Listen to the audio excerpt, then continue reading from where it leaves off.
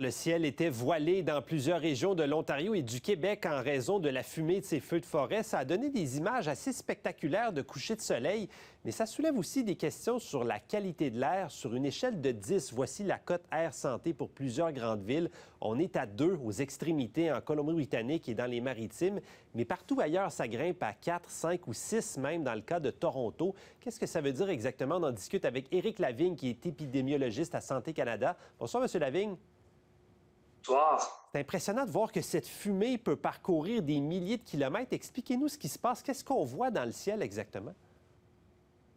C'est des particules fines qui sont transportées. Ça peut être transporté là, des centaines, voire des milliers de kilomètres. Puis les particules, c'est essentiellement ce qui est brûlé par la combustion du bois. Donc les feux de forêt vont apporter ces nuages de fumée-là, puis ces particules-là dans le ciel qui font en sorte que ça va obscurcir le ciel, créer un peu des images apocalyptiques, si on veut.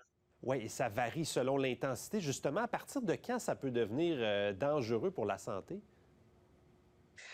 Ben, quand on regarde l'échelle de la Cotère santé, là, on voit que des niveaux autour de 4-5, c'est des risques modérés. Donc, ce qu'on dit, c'est essentiellement écoutons nos symptômes. Si on sent qu'on commence à avoir de la toux ou certaines irritations là, au niveau de la respiration, ben, à ce moment-là, il faut peut-être réorganiser nos activités. Mais autour de 4-5, on commence à avoir des impacts sur la santé. Mais évidemment, plus le chiffre augmente, plus les impacts sont élevés. On voit que dans certaines régions, dans le nord de l'Ontario, au nord du Manitoba, on voit que les niveaux là, sont à 10, donc un niveau qui est très, très élevé. Comment on peut faire pour se protéger contre ça? Est-ce qu'il y a un moyen? Vous parlez de peut-être limiter les activités. Qu'est-ce qu'on peut faire pour moins s'exposer à cette fumée-là?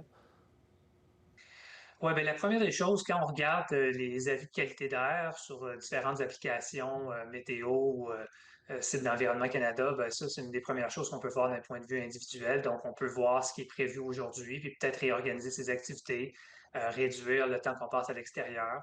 Évidemment, si on est une personne vulnérable qui a une condition chronique, ben, il faut se rappeler que on va peut-être être plus affecté, donc peut-être être plus à l'écoute, prendre nos médicaments si on doit prendre des médicaments au niveau de l'asthme, par exemple. D'un point de vue aussi à la maison, s'assurer que les fenêtres, portes sont fermées, s'assurer qu'on utilise des systèmes de ventilation qui sont munis de peut-être un système de recirculation d'air, donc qui ne fait pas en sorte que l'air va rentrer là, de l'extérieur vers l'intérieur.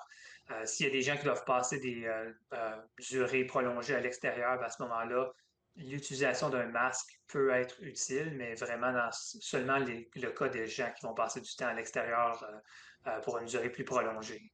Et est-ce qu'on risque d'être là-dedans tout l'été? Je sais que c'est difficile à prévoir. Là. Il y a certaines prévisions à court terme de où les nuages de fumée vont se déplacer, mais est-ce qu'on en a pour longtemps, selon vous? C'est difficile en ce moment à voir. On voit que les nuages de fumée qu'on a au-dessus, par exemple, de la région d'Ottawa-Gatineau, ben, c'est des nuages qui proviennent essentiellement des feux qui ont cours dans le nord du Manitoba ou la Saskatchewan.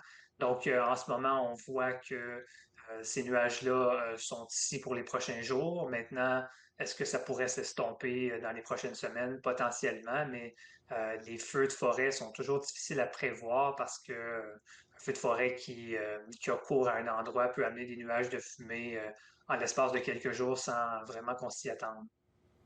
Et c'est une réalité qu'on connaissait peu auparavant, mais là, on se rend compte que malheureusement, les feux de forêt font partie de notre quotidien, pratiquement, en tout cas en été. Est-ce qu'il y a des risques à plus long terme pour la santé des Canadiens d'être exposés ponctuellement comme ça à de la fumée et des particules?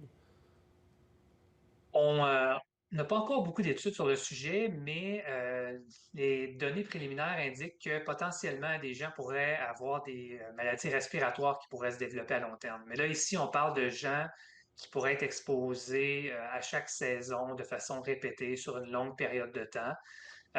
On a encore de la difficulté à savoir si ça a des impacts, par exemple, au niveau développement de cancer ou même de maladies cardiovasculaires. C'est ce qu'on essaie d'étudier en ce moment.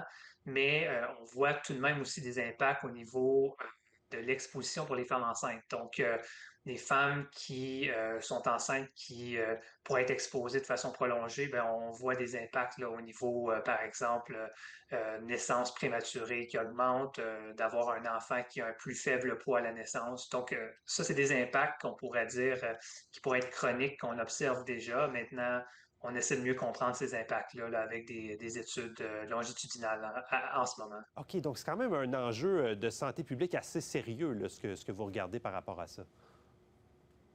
Ah oui, absolument. Puis d'un point de vue, essayer de prévenir d'un point de vue individuel, ben c'est sûr qu'on essaie d'encourager les gens à être vigilants, à faire preuve de précaution. Puis c'est un peu ce qu'on veut faire là, en envoyant des messages là, à la population de s'assurer de prendre des précautions individuelles, puis de s'assurer de réduire son exposition pour justement éviter d'avoir des impacts sur la santé. C'est ce qu'on souhaite, très intéressant. En tout cas, Éric Lavigne, merci beaucoup de nous avoir parlé. Ça fait plaisir.